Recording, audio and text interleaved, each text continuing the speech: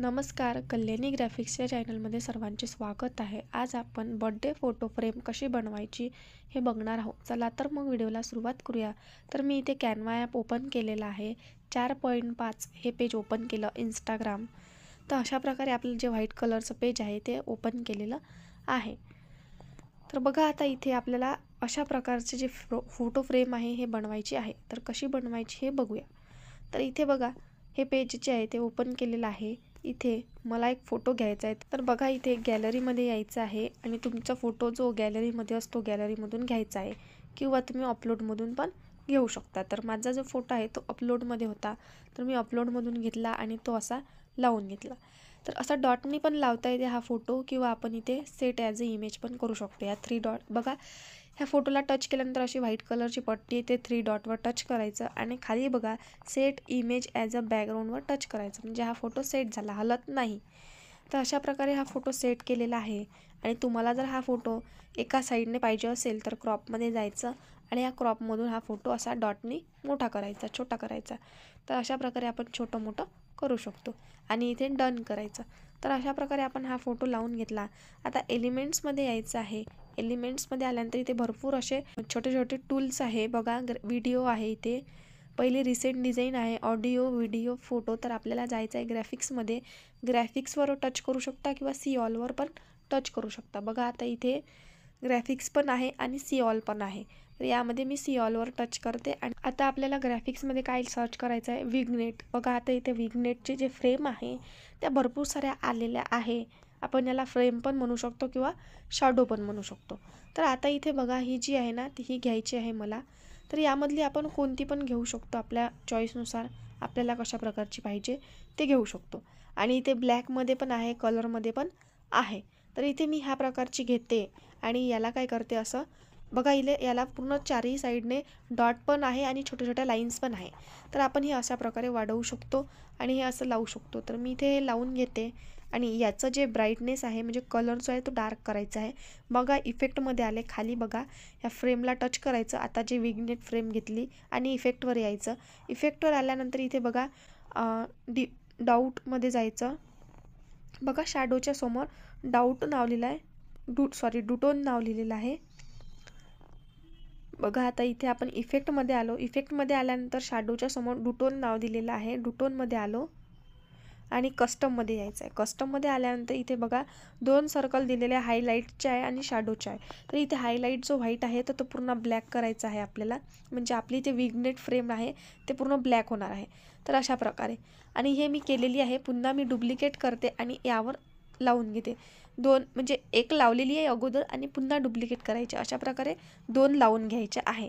बघू शकता मी लेअर्समध्ये दाखवते. तर अशा प्रकारे 2 लावायचे आहे, एकावर एक.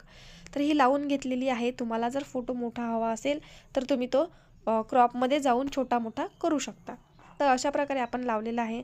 पुन्हा आता मी इथे एलिमेंट्समध्ये आले आणि इथे एलिमेंट्समध्ये मला सर्च करायचं आहे. इथे तर इथे आपल्याला एलिमेंट्समध्ये जायचं आहे. ग्राफिक्सच्या ॲरोवरून बॅक यायचं आहे आणि इथे बघा मी तुम्हाला सांगितलं इथं वेगवेगळ्या प्रकारचे स्टिकर शेप आहे म्हणून. तर इथे आपल्याला शोधायचं आहे फ्रेम आणि पहिल्याच नंबरची फ्रेम घ्यायची आहे. आणि तुम्हाला जर हा फोटो असा हवा असेल तर तुम्ही त्यानुसार ते फ्रेम बनवू शकता. तर आता मला जसा होता तसाच पाहिजे, मला काही बदल करायचा नाही आहे. तर मी हे जे आहे वरती अंडूचं ऑप्शन आहे तिथून आपण कमी जास्त करू शकतो. या सर्कलने आपण फिरवू शकतो. तर आता मी थोडासा हा जो फ्रेम आहे हे एका साईडने अशी लावून घेते. तर अशा प्रकारे आणि पुन्हा आता डुप्लिकेट करायचं आहे तर व्हाईट कलरची पट्टी आली, इथे 2 नंबरचं ऑप्शन आहे तिथून आपण याला डुप्लिकेट करू शकतो. तर अशा प्रकारे याला डुप्लिकेट करायचं. आता मला ह्या फ्रेमला बॉर्डर द्यायची आहे. तर मी इथे खाली त्या फ्रेमला टच केलं अगोदर, मग स्टाईलमध्ये आले. बघा स्टाईलमध्ये आल्यानंतर इथे 2 नंबरचं जे ऑप्शन आहे लाईनचं ते दिलं. मी 4 पर्यंत बॉर्डर आहे माझी, कमी जास्त करू शकते मी 2, 3 आणि स्टोक कलरवर टच करते आणि मला याला बॉर्डरला व्हाईट कलर द्यायचा आहे. तर मी अशा प्रकारे व्हाईट कलर दिलेला आहे. मी झूम करून दाखवते. तर अशा प्रकारे व्हाईट कलर दिलेला आहे. तर आता इथे आपल्याला ह्या ज्या फ्रेम आहे ह्या डुप्लिकेट करायच्या आहे, 4 करायच्या आपल्याला.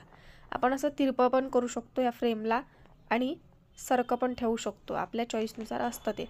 पुन्हा मी आता इथे डुप्लिकेट करते आणि थोडंसं असं हिला तिरपं करून घेते. अशा प्रकारे मी साईडने लावून घेते. आणि मला हे पण इथं लावून घ्यायचे, अशा प्रकारे लावायचं आहे. आपल्याला किती फोटो लावायचे आहे आपल्या चॉईसनुसार आपण लावू शकतो. तर मी थोडी फ्रेम मोठी करते, सॉरी छोटीच राहू देते, कारण मला इथे कॅलेंडरचा आयकॉन लावायचा आहे. तर अशा प्रकारे मी हे इथे लावून घेते.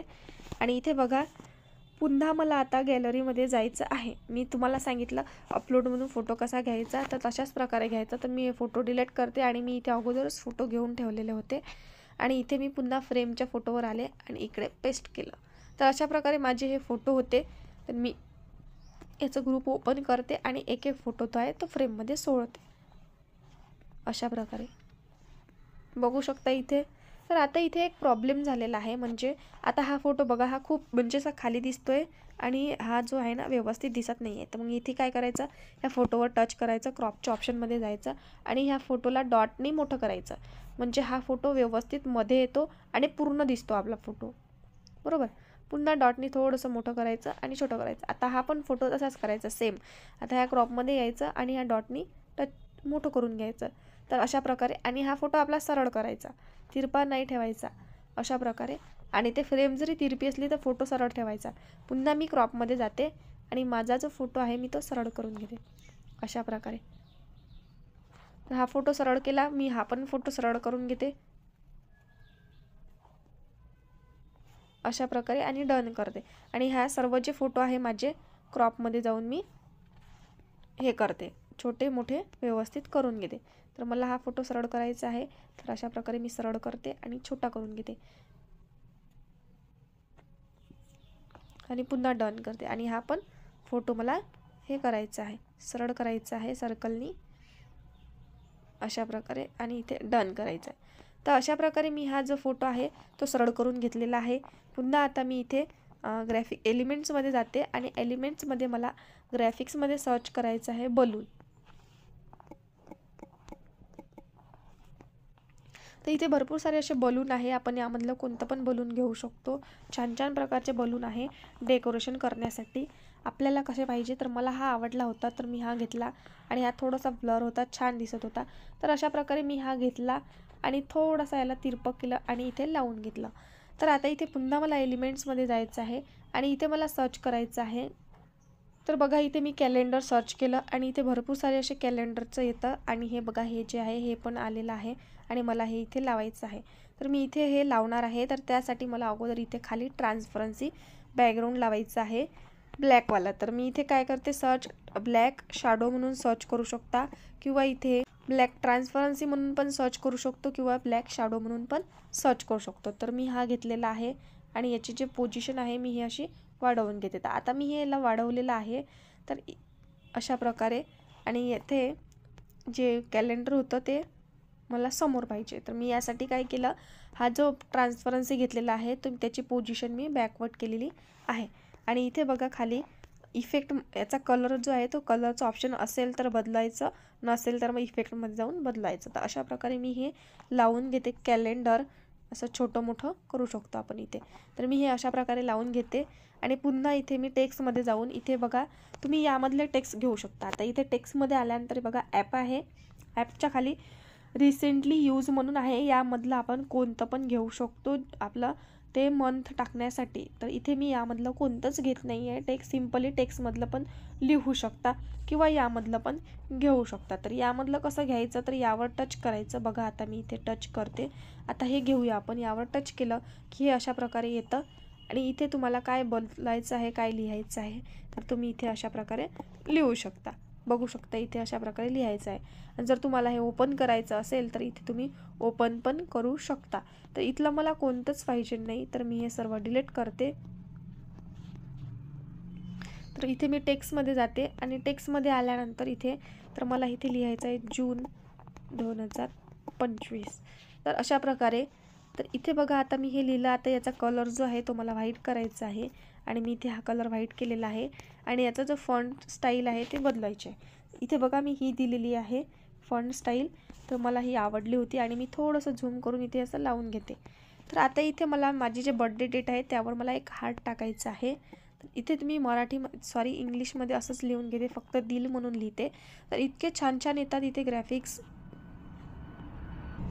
तर यामध्ये इतके छान छान येतात, ग्राफिक्स खूप छान छान येतात. तर मला हाच आवडला होता, खूप छान वाटत होता आणि खूप क्यूट होता. तर मी हा घेतला आणि याला ना मला जो ब्लॅक कलर आहे ते व्हाईट कलर करायचा होता. तर मी याचे कलरच्या ऑप्शनवर आले आणि याचा व्हाईट कलर केला. आणि इथे बघा पुन्हा मी इथे आले आणि कॅलेंडर जे आहे मी ते झूम करून दाखवत आहे. आणि इथे जे बर्थडे डेट आहे त्यावर मला लावायचं होतं. तर मी इथे बघत होते, तर अशा प्रकारे इथे लावलेलं आहे.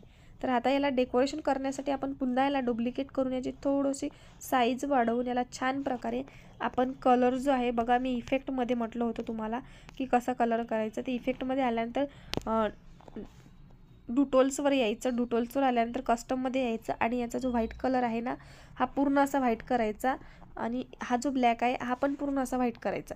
तर अशा प्रकारे करायचं आहे. आणि इथे बघा पोझिशनमध्ये यायचं आहे, कशामध्ये, पोझिशनमध्ये. आणि पूर्ण याची बॅक पण पोझिशन करायची. पुन्हा मी झूम करते आणि याला मला छानशी अशी बॉर्डर द्यायची होती, कारण मला ना ती बॉर्डर खूप आवडली होती, छान दिसत होतं ते. तर अशा प्रकारे पुन्हा मी झूम केलं आणि मला त्याच्या बाजूनं अशा प्रकारे लावायचं होतं.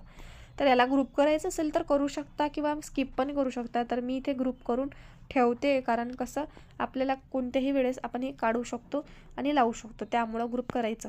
तर इथे बघा पुन्हा एलिमेंट्समध्ये आले आणि इथे मला हे सर्च करायचं होतं हॅपी बर्थडे म्हणून.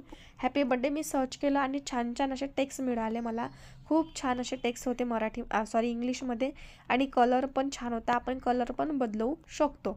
तर इथे मी शोधत होते मला कशा प्रकारचं पाहिजे. तर आता बघा मला हे खूप आवडलं होतं आणि मी हे घेतलं आणि याचा जो कलर होता तर तो मी येल्लो केला होता. आणि येल्लो पण छान वाटतो आणि रेड पण छान वाटतो, बघू शकता इथे येल्लो पण छान वाटते. पण मला इथे रेडच द्यायचा होता, कारण ती जी साडी घातलेली आहे त्या मुलीने ते मॅचिंग होतं थोडंफार. तर अशा प्रकारे मी हा घेतला आणि हा जो कलर आहे पूर्ण मला असा करायचा होता. तर अशा प्रकारे मी हे जे फोटो फ्रेम आहे ते केली आणि मला सर्व याला ग्रुप करायचं होतं. तर मी आता बर्थडेच्या नावाला ग्रुप केलं, आपण त्या हार्डला अगोदरच केलं होतं आणि या सर्व याला असं ग्रुप करून घेतलं. तर आता ग्रुप करण्याचा फायदा काय आहे, तर हे अशा एका वेळेस आपण हे करू शकतो. आता आपल्याला कशा प्रकारे करायचं आहे ते आपण सेट करू शकतो. तर आपल्याला जर हा फोटो, मागचा जो फोटो आहे तो जर आपल्याला हे पाहिजे असेल, मग थोडासा साईडने पाहिजे असेल, तर आपण क्रॉपमध्ये जाऊन आपण हा ॲडजस्टमेंट करू शकतो. तर अशा प्रकारे आपली जी फ्रेम आहे ही तयार झालेली आहे.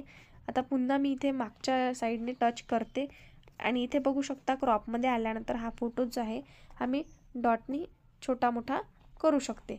तर अशा प्रकारे आपल्याला हा जो आहे बर्थडे फोटो फ्रेम ही तयार केलेली आहे. तुम्हाला ही फ्रेम कशी वाटली मला नक्की कमेंट बॉक्समध्ये सांगा. पुन्हा भेटूया अशाच एका व्हिडिओमध्ये. धन्यवाद.